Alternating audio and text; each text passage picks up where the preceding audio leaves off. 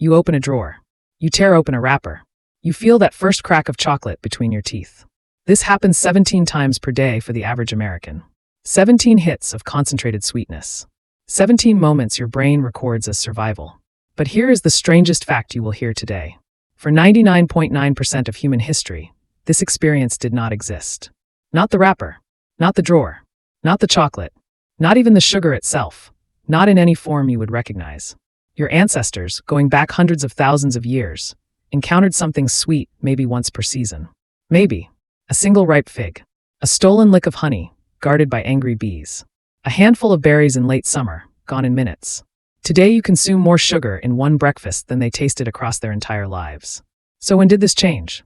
And more importantly, why does your brain still act like each bite might save you from starvation? Everyone knows sugar is bad for you. Your dentist told you. Your doctor told you. The internet never stops telling you. But something does not add up. If sugar is so obviously harmful, why is it so impossibly hard to resist? Not just hard, biologically inevitable. You do not struggle this much with broccoli. You do not dream about lettuce at midnight. Something else is happening inside your brain, something older than willpower, older than dentists, older than farming itself. And it started with one moment. One single moment we can actually point to in human history. We call it the honey moment. But to understand why it still controls you, we need to go deeper. In 2007, Dr. Bart Hobel at Princeton University began a study that would change how we see sugar forever. He did not start with humans. He started with 43 laboratory rats, ordinary animals with ordinary brains, and he gave them something new in their water, a 25% sugar solution, the equivalent of a soft drink. For 1 month, nothing dramatic happened. The rats drank. They lived. They seemed fine. Then Hobel introduced a drug called naloxone. This is the same substance used in emergency rooms to reverse heroin overdoses. It blocks opioid receptors in the brain. It stops the chemical cascade that makes opiates feel pleasurable.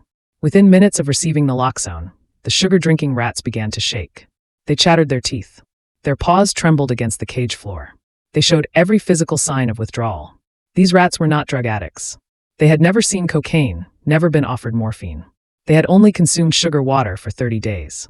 And their brains had rewired themselves to need it.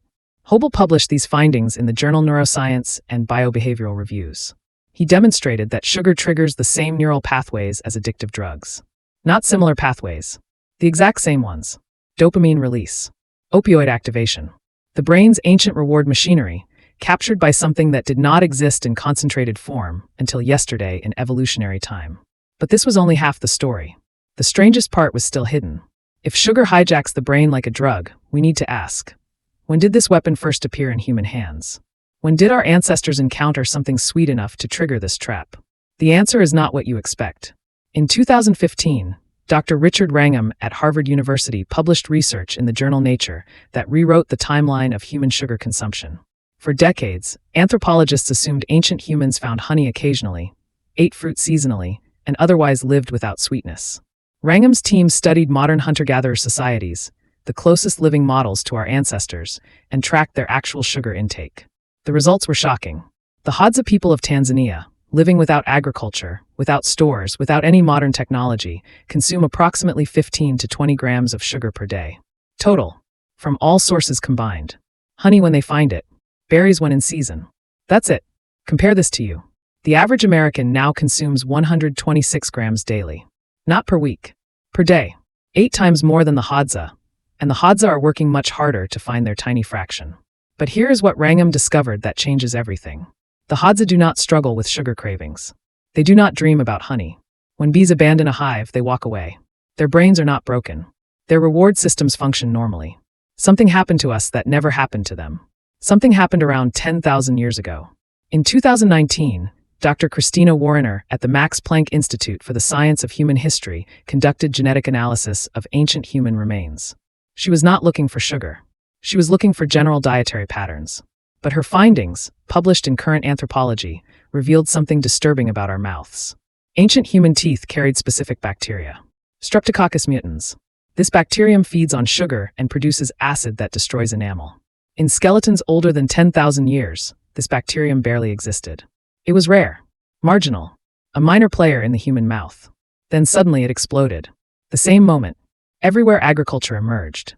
The same 500-year window across Mesopotamia, Egypt, the Indus Valley, and China. The moment humans first cultivated sugar-rich crops, sugarcane in New Guinea, dates in the Middle East, eventually cereals that convert rapidly to glucose in the blood. Werner's data showed that Streptococcus mutans became dominant in human mouths precisely when we began producing sugar deliberately. Not finding it, producing it, farming it, making it available every single day instead of once per season. But the most surprising discovery came later. In 2022, Dr. Alexandra DiFelicentonio at Virginia Tech University published a study in the journal Cell Metabolism that revealed something about your brain that feels almost unfair. She showed that sugar does not just activate reward centers. It suppresses a separate brain region entirely, the area responsible for making you feel full. Here is how she proved it. DiFelicentonio took 200 participants and gave them identical milkshakes.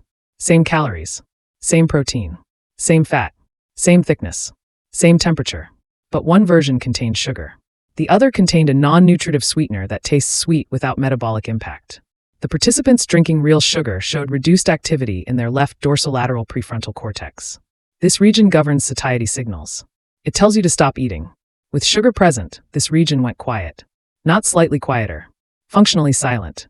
The participants did not feel more full. They felt less full. From the same calories. Their brains were being tricked into wanting more while already consuming enough. This is the reward prediction trap. Your brain evolved to associate sweetness with rare, valuable nutrition. Ripe fruit meant vitamins. Honey meant dense calories during scarcity. The brain learned, sweet equals survival, and survival means get it while you can. But the brain never evolved an off switch for daily sugar. There was no need. The supply itself was the regulation.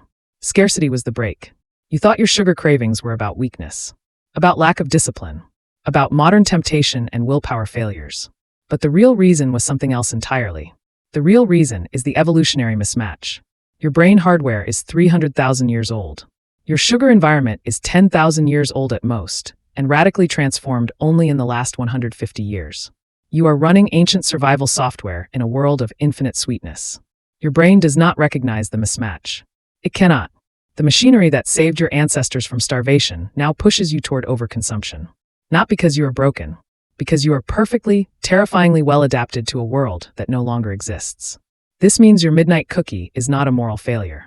It is a biological time machine. Your brain is doing exactly what it was designed to do in an environment where sugar was life itself, where finding a beehive meant surviving winter, where a sweet taste was a signal from nature saying, "This is precious, this is rare, take everything." This changes how we see ourselves. Not as weak-willed modern people failing against temptation. As survivors of an impossible transition. Bodies built for scarcity navigating oceans of plenty. Brains that learn to want too well, in a world that learned to provide too much. Almost nobody talks about this part. The ancient survival switch still flips every time sweetness touches your tongue. Dopamine floods. Opioid receptors warm. The satiety center goes dark.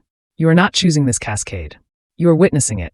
A 300,000-year-old reflex meeting a substance that never existed in this concentration until your great-grandparents' lifetime. You open a drawer. You tear open a wrapper. You feel that first hit.